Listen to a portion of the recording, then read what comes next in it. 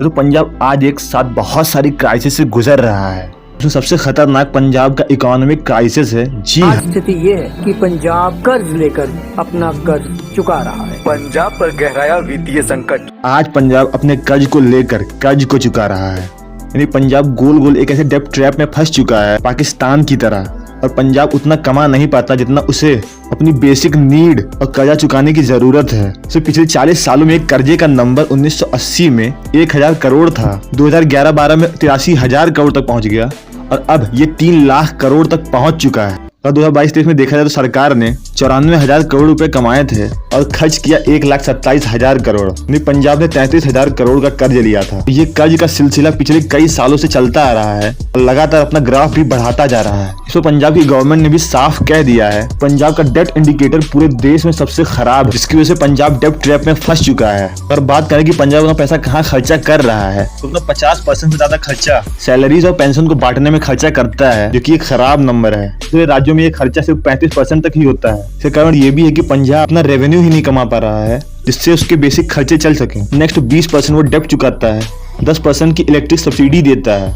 इतना करने के बाद सिर्फ 20% बचता है जिसमें उसको ग्रोथ करना होता है, क्योंकि बहुत ही कम है। पंजाब की इकोनॉमी का 80% कमिटेड एक्सपेंडिचर में खर्च होता है। दोस्तों, किसी भी राज्य का कमिटेड एक्सपेंडिचर एक फिक्स प्राइस होता है जिसमें उस राज्य का बेसिक खर्चा चलता ही है। ये करना ही पड़ेगा, नहीं तो आप रेवेन्यू ही नहीं कमा पाएंगे और सैलरी नहीं देंगे। इसके लिए आप एग्जांपल ले सकते हैं, जैसे मान लो किसी की इनकम है 10,000 रुपए, तो उसका बिजली का खर्चा, लाइट का खर्चा, घर का खर्चा, खाना पीना, कपड़े, फीस, इन सारी चीजों को हर महीने उस इंसान को अपनी कमाई में से एक फिक्स नंबर में खर्च करना ही पड़ेगा। यानी अपनी कमाई का एक निश्चित % उसे खर्च करना ही पड़ेगा। बचे हुए पैसे से हम अपने इंफ्रास्ट्रक्चर को विकसित करते हैं ताकि रेवेन्यू के और भी ज्यादा सोर्सेस आ सके, जिससे धीरे धीरे देश की जीडीपी बढ़ती है। लेकिन पंजाब जितना कमाता है उससे उसका पूरा नहीं पड़ता है। 2022-23 के ईयर में 33,000 करोड़ एक्स्ट्रा उसे लोन लेना पड़ा, जिससे धीरे धीरे पंजाब के ऊपर इंटरेस्ट और उसका लोन पहाड़ की तरह बढ़ता जा रहा है। अब यहाँ पर ऐसा नहीं है कि पंजाब ही सबसे ज्यादा कर्ज में डूबा हुआ है। दूसरे राज्य भी जो पंजाब से भी ज्यादा कर्ज में हैं, लेकिन वो राज्य इतना रेवेन्यू जनरेट कर रहे हैं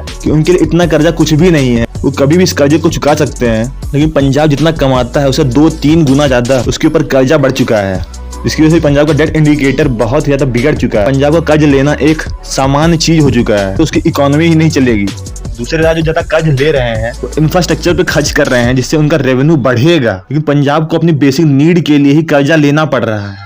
इसका कोई रिटर्न नहीं होने वाला है। इसको आप समझ सकते हैं कि कोई कर्जा ले रहा है अपनी बेटी की शादी के दहेज के लिए, जिसमें उसकी शादी के बाद उसे 5 साल तक आगे कर्जा भरना पड़ेगा मेहनत मजदूरी कर करके। लेकिन दूसरा कर्जा ले रहा है अपने बिजनेस के लिए, जिसका लॉन्ग टर्म इम्पैक्ट बढ़िया होने वाला है। इसी तरीके से पता चलता है कि कौन सा राज्य सबसे ज्यादा कर्ज में, और इसी तरीके से पता चलता है कि कौन से राज्य का इकोनॉमिक परफॉर्मेंस बहुत ही ज्यादा कमजोर है। पंजाब कई सालों से अपने फ्यूचर इंफ्रास्ट्रक्चर पे खर्चा नहीं कर रहा है, तो बहुत ही ज्यादा पीछे होता जा रहा है, जिससे उसका रेवेन्यू नहीं बढ़ेगा और कंपनियां उससे धीरे धीरे भागती जाएंगी। एक और इंडिकेटर होता है डेवलपमेंट एक्सपेंडिचर में, जिसमें सरकार को बेसिकली हेल्थ पर, एजुकेशन पर, लेबर पर, इरिगेशन पर, ट्रांसपोर्टेशन पर और न्यूट्रिशन पर नॉर्मली खर्चा करना होता है। लेकिन दुर्भाग्यवश पंजाब हमारे देश में इन सारी चीजों को भी खर्चा नहीं कर पा रहा। हालांकि पंजाब के लोग कनाडा, यूके, यूएस जैसे एरिया, उनके घर में आप ऐसा नहीं देखेंगे। ओवरऑल पॉपुलेशन पर इकोनॉमिक डाउनफॉल का इम्पैक्ट धीरे धीरे पड़ने वाला है।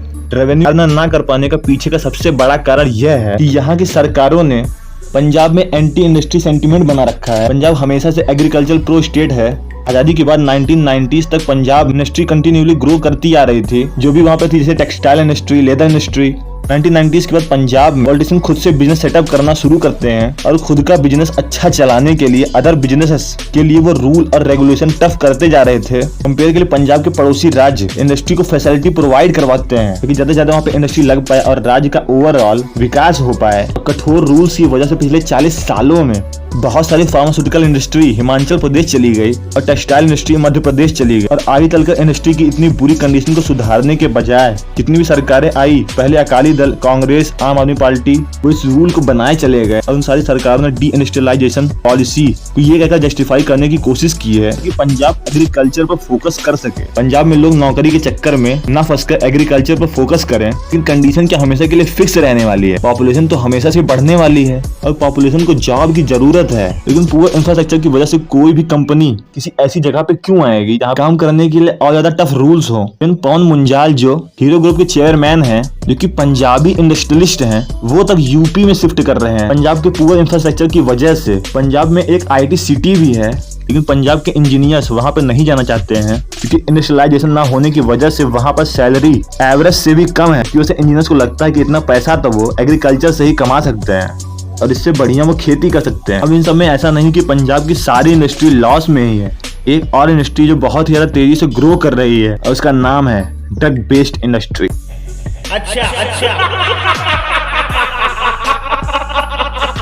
साल 2014 से लेकर अब तक 100 से भी ज्यादा पुलिस ऑफिसर पंजाब में ड्रग केस में पकड़े गए। कई सारे पॉलिटिशियंस यहाँ पर ड्रग का मार्केट लगाकर ग्रो कर रहे हैं और साथ ही साथ असलहा यानी एम्यूनिशन ये पंजाब में पिछले कुछ सालों में बहुत तेजी से बढ़ा है। पंजाब में पिछले 40 सालों में रिलीजियस टर्मोइल से पॉलिटिक्स, खालिस्तान ये सब पंजाब में बुरी तरह से टेंशन बढ़ा रहा है। रिलीजियस कन्वर्जन में भी पंजाब में बहुत सारे सिख क्रिश्चियनिटी में पूरे देश में सबसे तेजी से कन्वर्ट हो रहे हैं और पूरे देश में सबसे ज्यादा पंजाब में ही 1.25 लाख पंजाबी देश को छोड़ रहे हैं। वो यूके, यूएस और कनाडा में बस रहे हैं और ये सब मेजर इश्यूज है पंजाब में, यानी drug mafia, conversion, Khalistan, migration, economic downfall.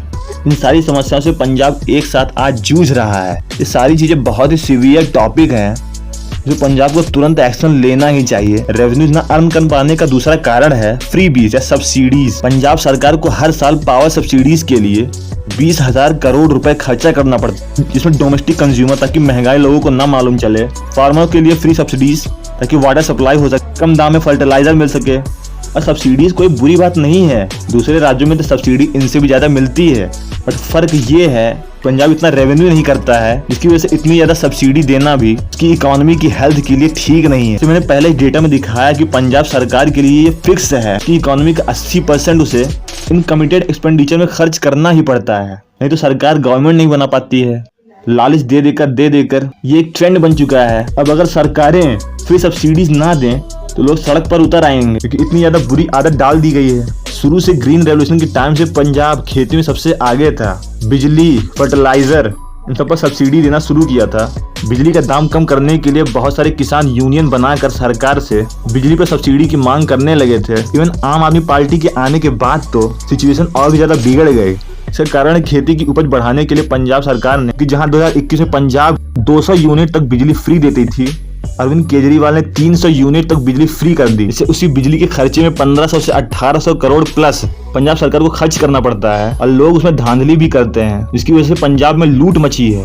और जैसे एवरेजली बात की जाए तो पंजाब में सभी राज्यों की तरह करप्शन भी है, जिससे कई बार जो खर्चा किया भी जाता है उसका कोई इम्पैक्ट नहीं निकलता है। इससे जो रेवेन्यू सोर्स है भी वो भी सही से यूटिलाइज नहीं हो पाता है। पंजाब का रेवेन्यू भी घटता जा रहा है और एक्सपेंडिचर आबादी के साथ धीरे धीरे बढ़ता ही रहेगा। और जो बेसिक खर्चा है कमिटेड एक्सपेंडिचर वो तो करना ही पड़ेगा। पिछले 40 सालों में ये कर्जा 1000 करोड़ से 3 लाख करोड़ तक पहुंच चुका है। खेती के लिए जमीन से पानी निकालते रिसर्चर्स का मानना है कि 2040 तक पंजाब एक सीवियर वाटर क्राइसिस से गुजरने वाला है। ये सारी इतनी बड़ी और बुरी समस्याएं जिसे पंजाब को हल करना ही चाहिए। इन सब का सिंपल सॉल्यूशन है कि किसी भी राज्य को पैसे चाहे जहां वो खर्च कर रहे हैं, बट इकोनॉमिक क्राइसिस से बचने के लिए रेवेन्यू सोर्स को भी मजबूत बनाने चाहिए और बढ़ाने चाहिए। और कम से कम ऐसे टाइम पे फ्री बीज नहीं बंटना चाहिए, नहीं तो आज ये डेब्ट ट्रैप सिर्फ 3 गुना ज्यादा है, अगर ये 10 गुना ज्यादा हो गया, 30 गुना ज्यादा हो गया तो समस्या भी और ज्यादा बढ़ जाएगी। क्योंकि शुरुआत में डेब्ट ट्रैप छोटे नंबर में दिखाई दे रहा है, लेकिन स्लोली ये इतना ज्यादा बढ़ सकता है कि संभाले नहीं संभलेगा। तो अगर आपको वीडियो पसंद आए तो वीडियो को लाइक करिए, चैनल को सब्सक्राइब करिए। मैं एक विद्यार्थी हूँ और मेरे पास फाइनेंशियल स्टेबिलिटी नहीं है, इसलिए आप ज्वाइन बटन दबाकर और थैंक्स बटन दबाकर मुझे फाइनेंशियली सपोर्ट कर सकते हैं। वीडियो पसंद आए तो वीडियो को लाइक करिए, कमेंट करके बताइए कि वीडियो कैसी लगी। बाकी अभी के लिए इतना ही, बाय।